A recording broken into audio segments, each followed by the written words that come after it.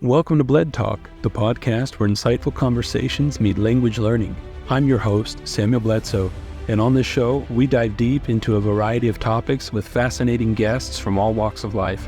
Whether you're an English learner looking to sharpen your language skills, or simply someone who enjoys thought-provoking discussions, Bled Talk is something for you. From engaging interviews to solo episodes filled with knowledge and inspiration, join us as we explore the world one conversation at a time. Get ready for a journey of learning, curiosity, and meaningful dialogues. Welcome to Bled Talk. Welcome everybody to Bled Talk. This is episode 22, and it's kind of cool because last week we talked with my mom, and this week we are going to talk to my dad. My dad's name is Jeremy, and he is pretty much from the same place that I am. You know, we grew up in the same area in the United States. We have the same area there, same accent and everything, but I'll kind of let him tell you a little bit about him if you want to. Dad, go ahead and tell him who you are, tell him where you're from and kind of where you grew up. Yeah, thanks for having me. Like you said, I grew up in Southern Illinois in a little town called Cahokia, and my house was about 5 miles from downtown St. Louis, where the St. Louis Arch is. It was a little community, and we had a movie theater, and not much to it really. Normal stuff. Isn't Cahokia the first town in Illinois or something like that?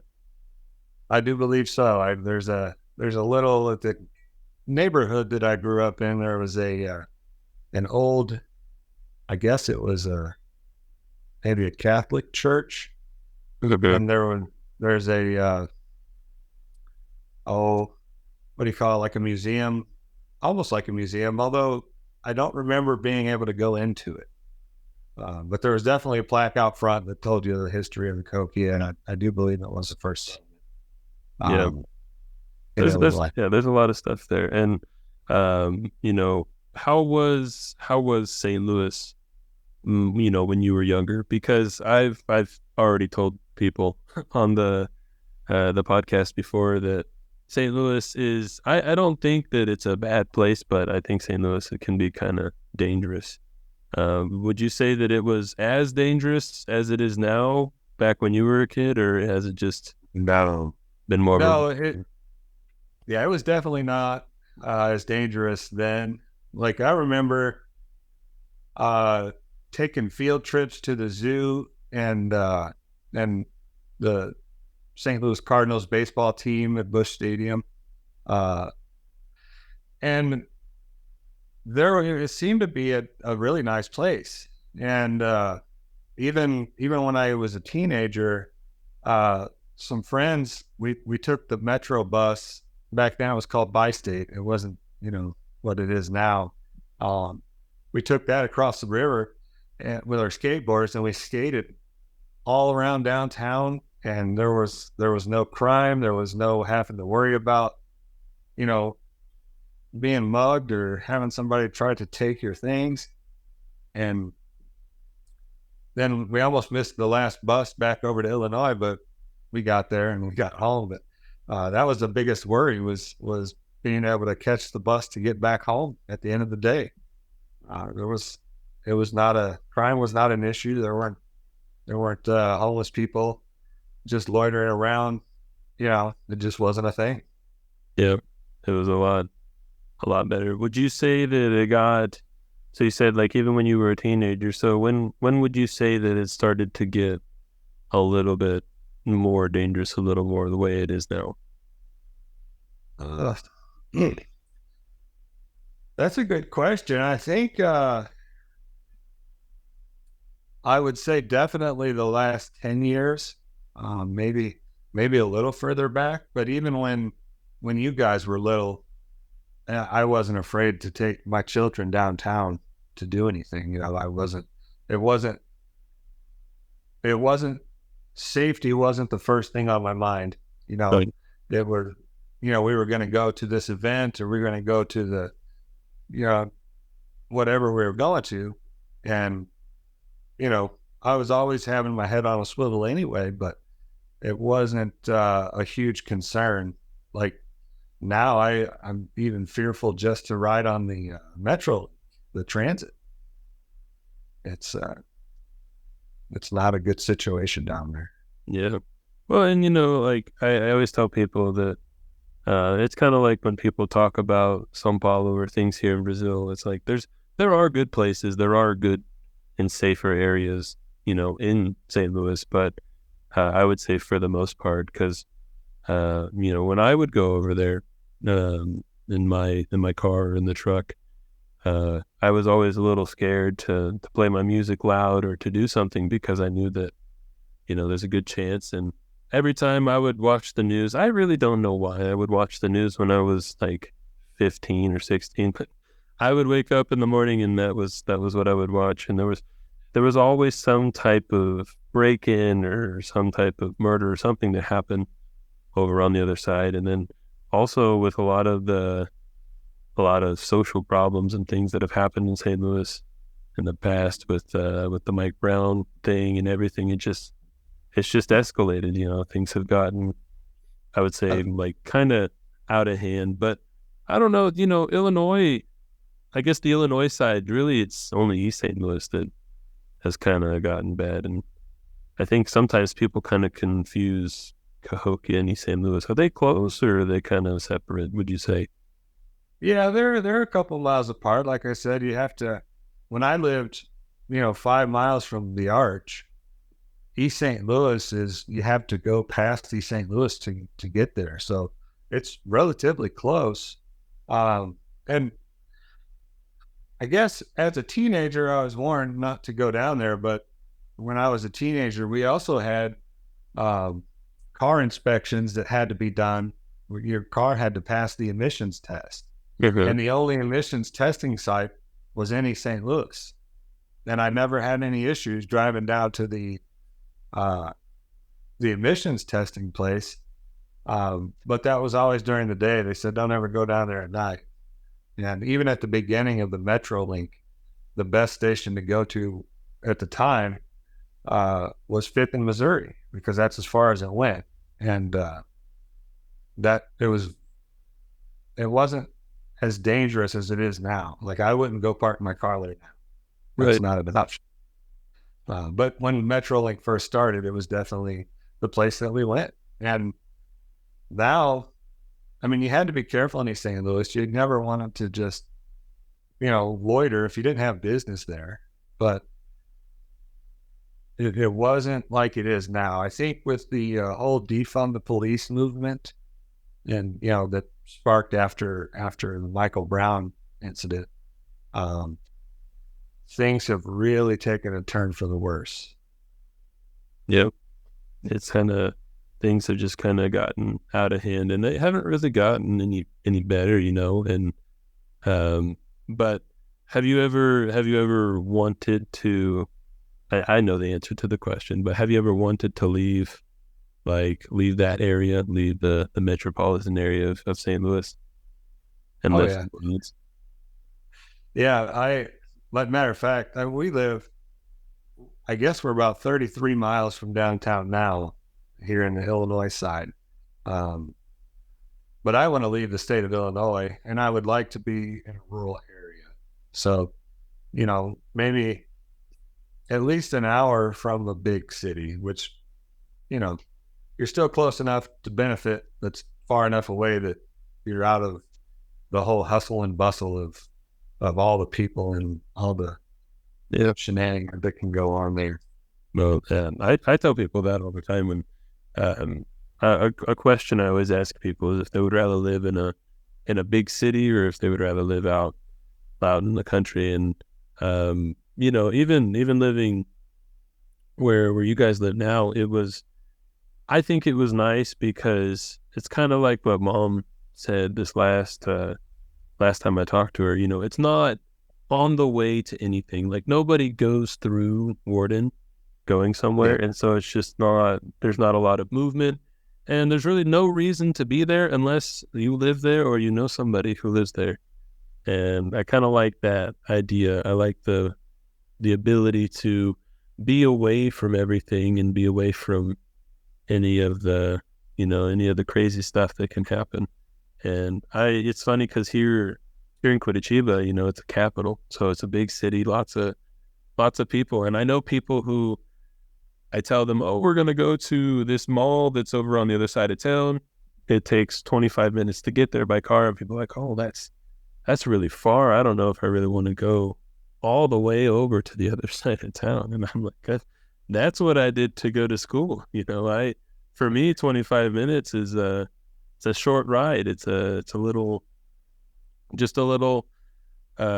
drive over and you're there already. And so for me, I've always kind of liked that. And I don't think that I knew that until I moved into a big city. I love the city. I think it's nice, but I think that the cons outweigh the pros a lot of times. There is nice things. It's, there's always something open and everything's close if you need to go to a grocery store. But, even in safe places, there's still dangerous things. And, obviously, I would say today you still have to lock your doors, even if you're out in the rural parts of town and rural parts of the U.S. But, you lock it because that's just the thing you should do. But I don't think you've ever really had a situation where someone tried to break into the house or someone tried to steal your stuff. I know we've had some people kind of drive by and look, but Right.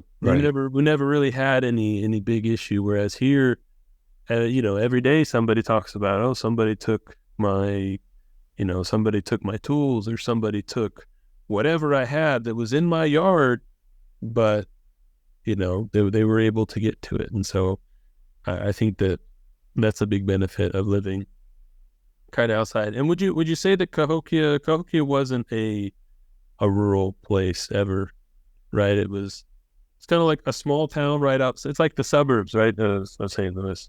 Yeah, it was pretty much like a suburb. Like I said, it had all the things. Although it didn't have a mall, there were several malls that were close.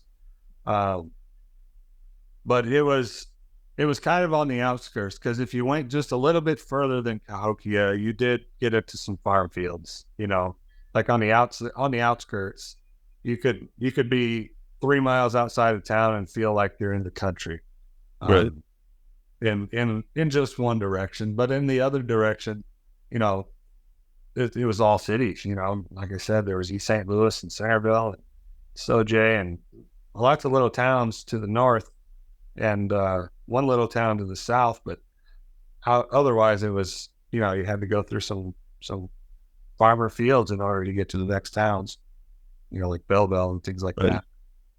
But you were saying living in a city, cities offer some great things. Like you said, what interested me, or what I found interesting when we came to visit Curitiba, was almost everything had a fence around it and a gate. And we don't see that a lot here, like in St. Louis, unless the entire community is gated.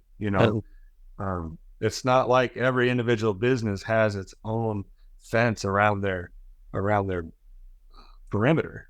Right. So I found that really interesting. But the cons definitely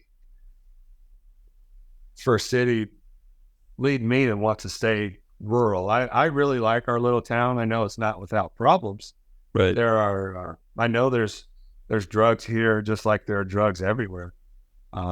But for the most part, the people stay, I don't know, reasonable. They're not like they are in the city, where they're so desperate that they're willing to do and violate people, do things that will hurt people. Yeah. Or if they do, we just don't hear about it. Mm-hmm. And I think we would, being as that it's a small town. Yeah. I think in a small town, you kind of have the benefit of it's a benefit, but also not, is of kind of everybody knows everybody, but not, nowadays I would say the word, you don't know everybody, but you know who is in town and you know who's not. You know when somebody's kind of different and or if somebody's not from town, because you just do. You know, you see everybody. People are always out on the porch or whatever it may be, and you just kind of you get used to seeing the same cars, the same people, and so you kind of get used to that. And like you said, I think everybody, you know, nobody I would say is like, you know, perfect and everything's great, but everybody has their struggles, but they kind of have their struggles on their own, and they don't try to take advantage of other people in town so that they struggle less. I think it's kind of we all mutually respect that we're not in a perfect place, and so I think that's a good thing. And you talked about having like walls and things. I think having a big fence around your house and things like that. I think in the U.S. we kind of like that, but it's more of a privacy thing. It's not really it's not a safety thing. Whereas here, you put up a big wall and a big fence because, and I tell people this all the time, you know, whether you support them or not, in the United States, a lot of people have guns. And by having guns, you usually don't go into people's houses because you know that there's a good chance that they'll be there to defend you. And most people are conscious of that. And they're like, I'm not going to go into that house because I don't know who's on the other side and I don't know what they have. Whereas here, the most that somebody might have is a kitchen knife. And if you have a kitchen knife too, then you're pretty much equal. And so, and I do tell people that a lot in classes, and it kind of makes them think. And I tell them, I was like, you know, you may not have a gun culture, and I think that's okay, that's fine. But in the United States, that's what we have. And by having that, we have the ability to not have to put up big walls around our houses. And then also like we were talking about, you know, just living in a rural town, you pretty much know that everybody's there and they're going to defend what's theirs. And so you just kind of, you know, stay away from messing with other people. But another question I have for you is that, so you grew up in Cahokia and close to St. Louis, and now you're still close to St. Louis, but was there ever a time that you left, that you didn't stay? Just for a short time for college, right after high school. I went to Ricks College out in Idaho for, I guess for a year. And then came home, and that's where I met your mom. Yep. And then you brought her back she always says that you brought her back for the summer, in the summer. Yeah. It's still been You're still here. Been a long, great summer. Been a very, very... But, Idaho was great. Idaho was mountains and dry air. The humidity was non-existent. It was wonderful. Mountains would be a good place to go to retire. Right. But, it was fun. It was an interesting year. We got to meet people from all over the country. I had a couple of roommates from California. I had one roommate from Canada. I think the rest of them were one was from Eugene, Oregon. Or no, I'm sorry, Bend, Oregon, which is not far from Eugene, Oregon. Trying to think. I don't remember where the other ones were from. Right. But met people from all over, mostly out west, but definitely different states out west. Yeah, that's cool. Have you, speaking of kind of all over, have you pretty much been to everywhere in the U.S., would you say, or are there still places that you haven't been to yet? I have not been to the Northeast.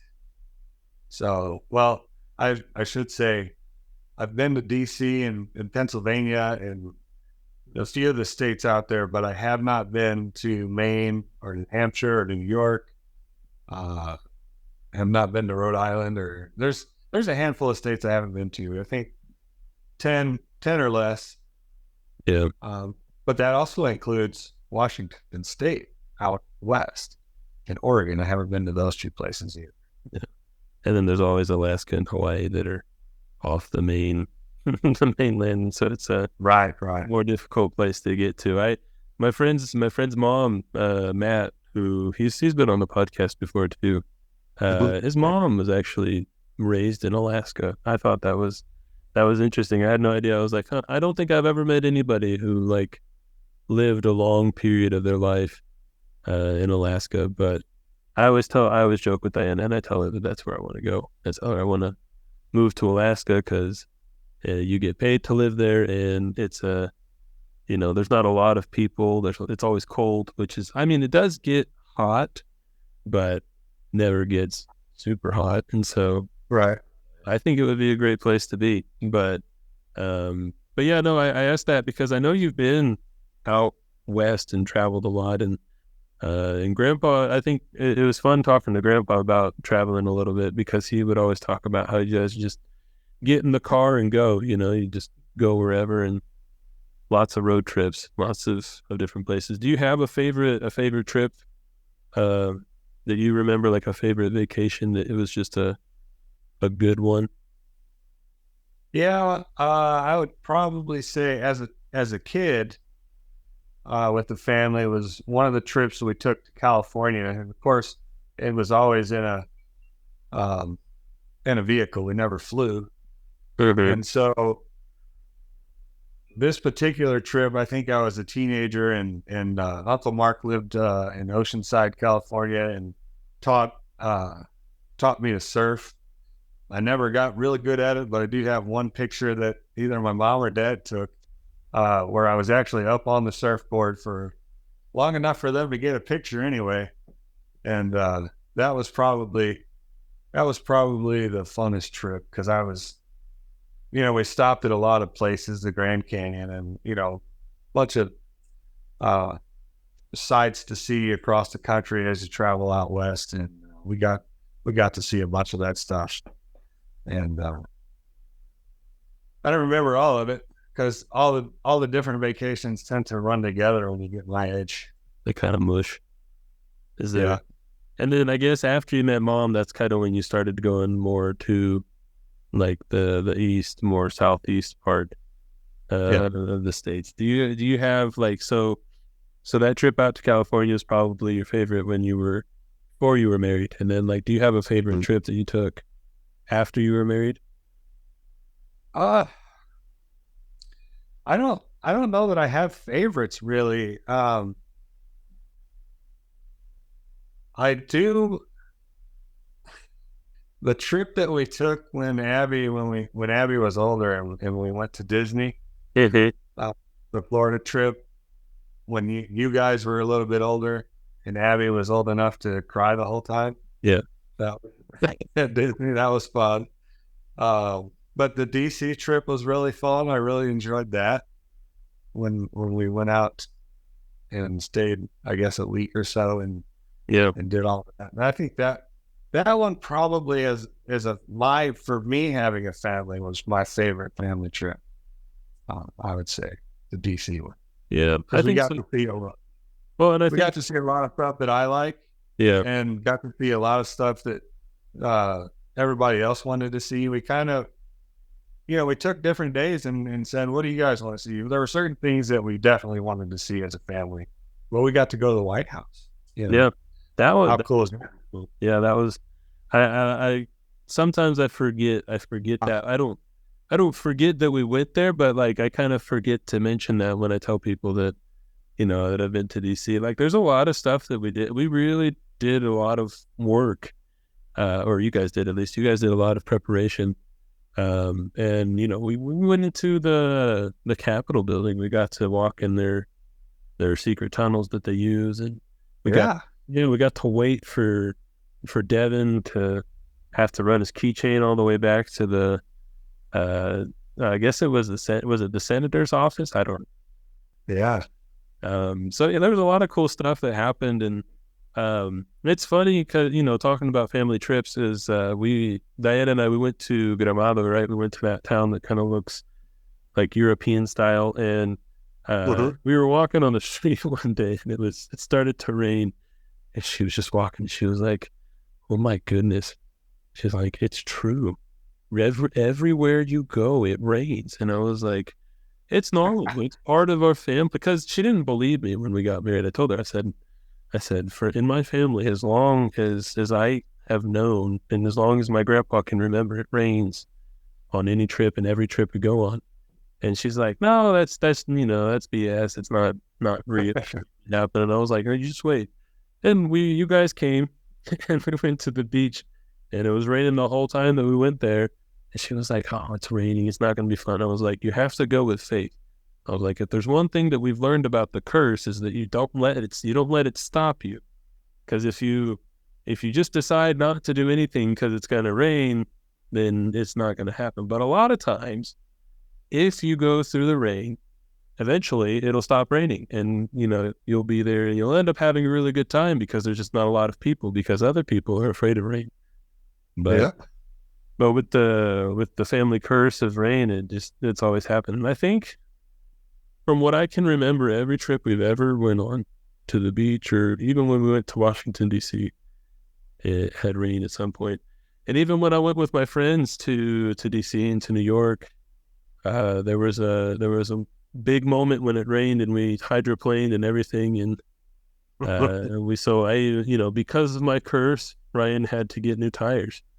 And so it seems like he might have needed those anyway. Yeah, well, he did need them. And Devin had even talked about, Devin came over and dropped something off that I forgot. And he looked at Ryan's tires. I don't know what he was doing looking at Ryan's tires, but he looked at him and he was like, hey, Ryan's tires are bald. They need to be changed or something. And he was like, oh, well, I'll do it when we get back. And, well, we figured out that we needed to do it right then and there. And so it's good. And is there a trip that you still want to go on, like within the States at least?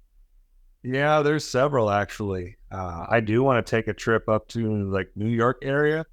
Just one to check off the rest of the states that I haven't been to up there. Yeah. But also because I want to check out New York City and I want to check out Buffalo and Niagara Falls, and then and just see any of the history that's there because I like history. But then I also would like to go to Alaska. Yeah. They have a land and sea vacation package type deal that they put together. I think there's lots of places that do it. So you take a boat up there and then you'll take a train to into Denali National Park. And you can go up to, I think it's Mount McKinley. Mm-hmm.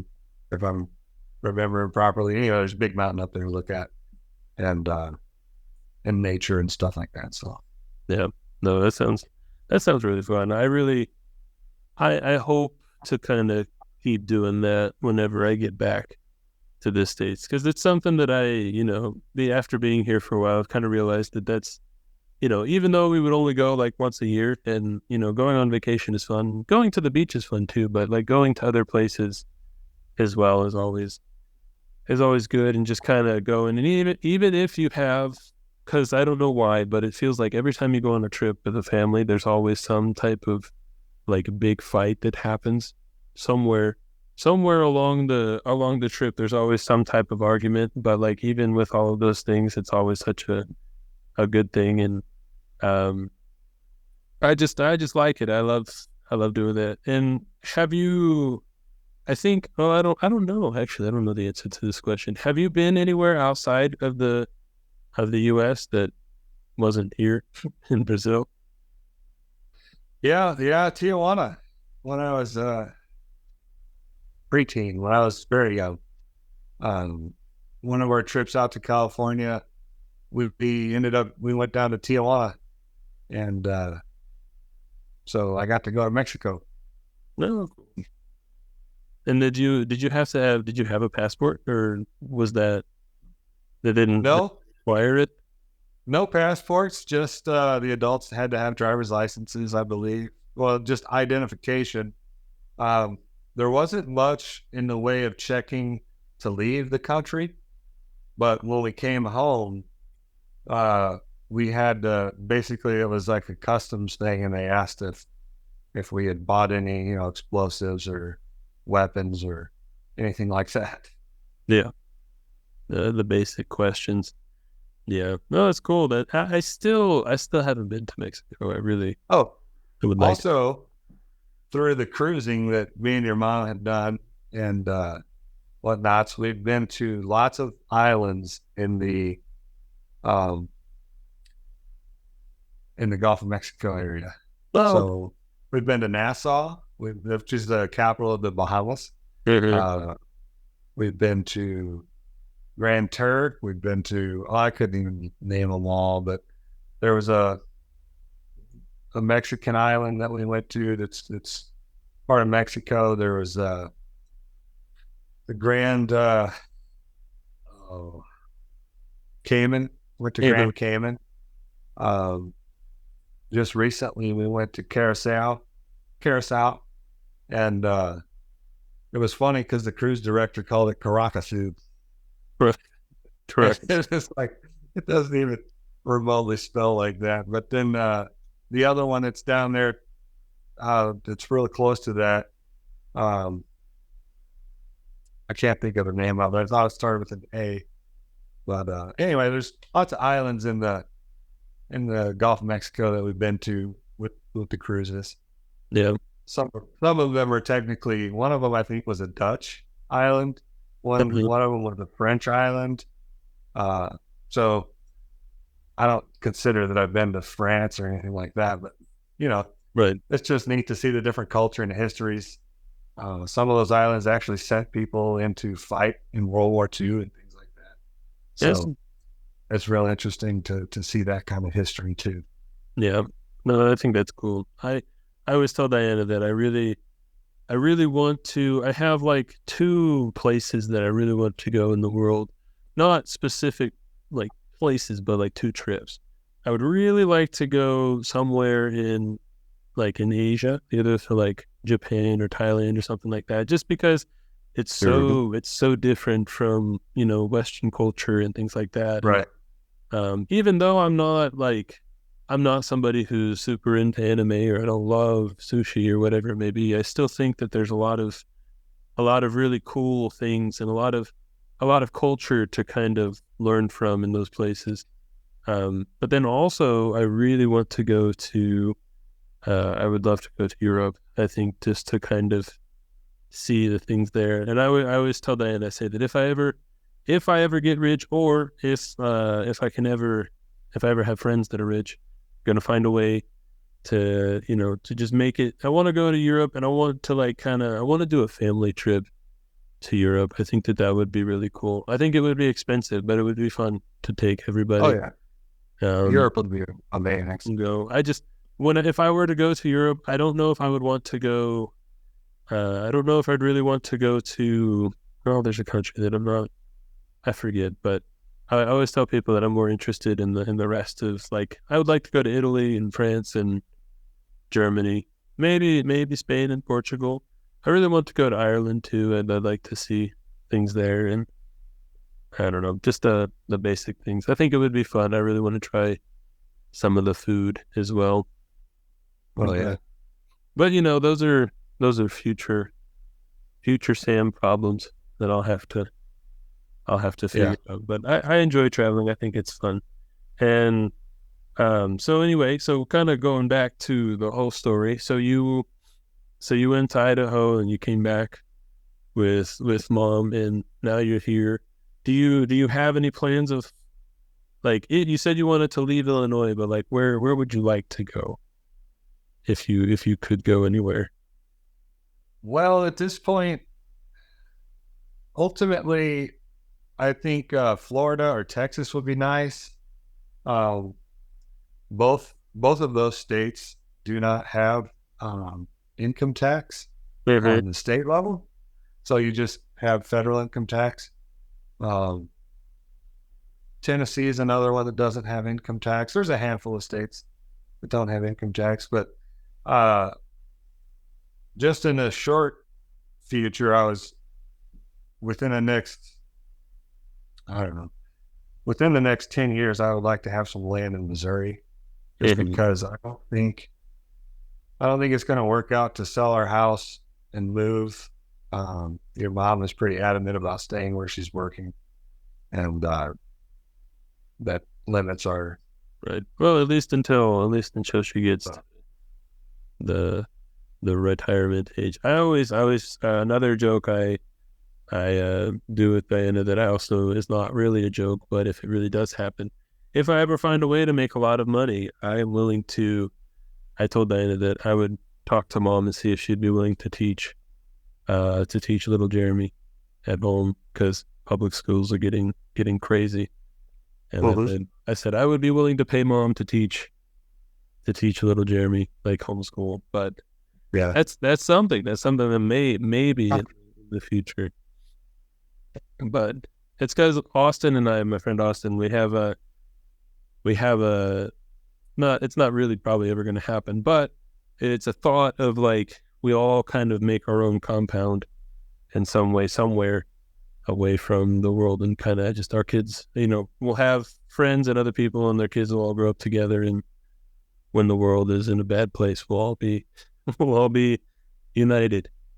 And Yeah, you have a fighting chance anyway. Exactly. We'll be able to defend ourselves.